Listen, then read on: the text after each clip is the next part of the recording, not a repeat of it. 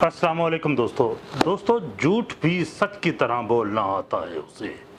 झूठ भी सच की तरह बोलना आता है उसे, कोई लुकनत भी कहीं नहीं आने देता।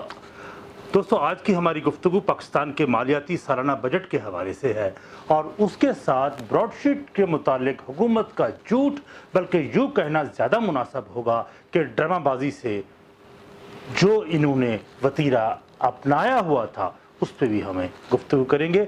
चले हम बजट पर गुफ्तगू से पहले ब्रॉडशीट पर इशू पर गुफ्तगू करेंगे कि पिछले साल तमाम टीवी निजी चैनल्स पर ब्रेकिंग न्यूज़ अचानक चली कि बरतानिया के हाई कमीशन में पसे अंदाज पाकिस्तान के कई मिलियन डॉलर्स अचानक जब्त कर लिया गया और तासुर भी ये दिया गया हुकूमत के ये इल्म में न था। इस पर मैंने भी एक वीडियो बनाई थी।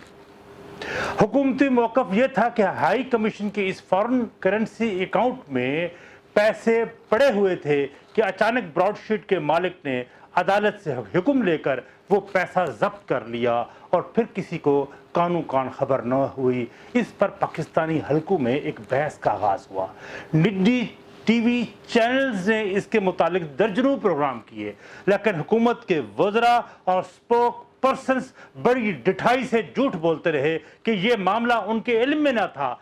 लेकिन इसी दौरान एक सफारतकार ने इंकशाफ कर दिया था कि सफारती अकाउंट्स को प्रोटेक्शन हासिल होती है, उसे किसी भी फॉर्म पर जब्त नहीं किया जा सकता और अगर ऐसा हुआ है तो बरतानवी हुकूमत से एहतजाज का हक महफूज है और उसे किसी बैनुल-अक़वामी अदालत में मामले को ले जा सकता है। दूसरी तरफ हुकूमत मुसलसल अदाकारी करती नजर आई और बड़ी मासूमियत से झूठ बोल रहे थे कि कब वो अरबों डॉलर्स अकाउंट से निकल कर किसी और के अकाउंट से मुंतकिल हुए, उन्हें तो कुछ इल्म ही ना था।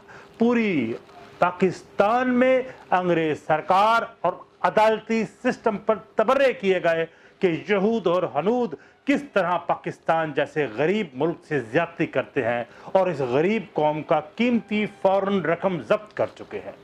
और पूरी कौम ख़ुसूसन पाकिस्तान तहरीक-ए-इंसाफ से मोहब्बत करने वाले तो पेचो खम ही खाते नज़र आए। वो झूठ बोल रहा था और बड़े सलीके से मैं एतबार न करता तो फिर और क्या करता। लेकिन इस बजट में जब अरकान पार्लियामेंट को दस्तावेज़ फराहम की गई इस बजट में, तो इसमें इंकशाफ एक धमाके की तरह हमारे सामने आया कि हुकूमत ने खुद ही ब्रॉडशीट का मुआहदा किया था कि out of court 30 million dollar की रकम अदा की गई। इस मकसद के लिए नैब ने एक समरी साल की कि हमें कई अरब डॉलर चाहिए क्योंकि ये रकम ब्रॉडशीट को अदा करनी है और इस पर यह समरी ईसीसी से होते हुए वज़ीर ख़जाना उस वक्त जो हफीज़ शेख थे उस वक्त वो वहाँ तक पहुँची, जिसने काबीना के इजलास में मंजूरी के लिए उसे पेश किया, जहाँ वज़ीर आज़म इमरान खान ने अपने 50 वज़रा के साथ उसे मंजूर किया और उसे सप्लीमेंट्री ग्रांट के तौर पर मंजूर करते हुए फ़ौरन ऑफिस में वो रकम भिजवा दी गई।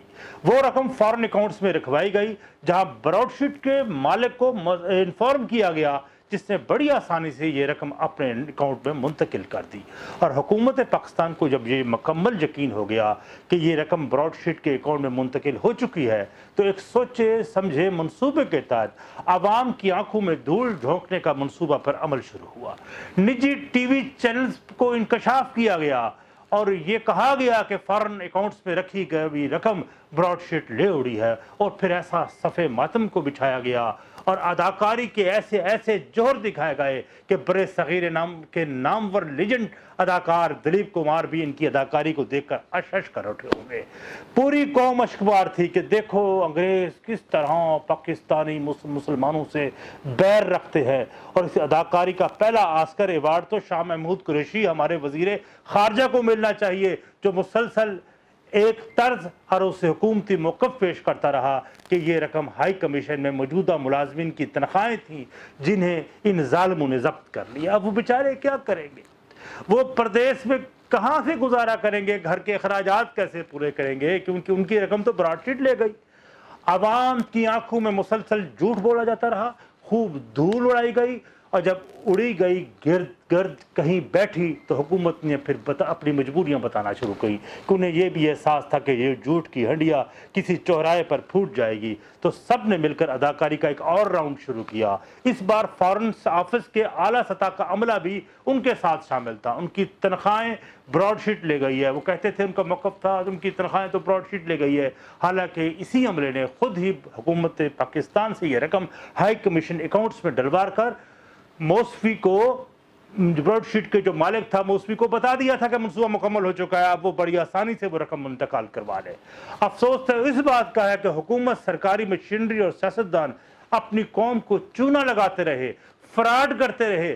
جھوٹ بولنے کا ایک عالمی ریکارڈ قائم کیا جائے تو یقینی یہ پہلی پوزیشن لیں گے۔ افسوس، صد افسوس، ریاست مدینہ قائم کرنے والوں کی یہ ہے اصل حقیقت، جو بڑی ڈٹھائی اور بے شرمی سے عوام کو گمراہ کرنے کے لیے ہمیشہ ایک جھوٹ پہ نیا جھوٹ تلاش کرتے ہیں۔ اپنی گفتگو کا اختتام قتیل شفائی کے کچھ اشعار سے کروں گا۔ کھلا ہے جھوٹ کا بازار، آؤ سچ بولے۔ کھلا ہے جھوٹ کا بازار، آؤ سچ بولیں، نہ ہو بلا سے خریدار، آؤ سچ بولے۔ سکوت چھایا ہے انسانیت کے قدروں پر، یہی ہے موقع اظہار، آؤ سچ بولے۔ تمام شہر میں ایک بھی نہیں منصور، کہیں گے رسم دار، آؤ سچ بولیں۔ چھپانے سے کہیں چھپتا ہے داغ چہروں کے، کدھر گائے ہیں وہ گناہگار، آؤ سچ بولیں۔ بہت شکریہ۔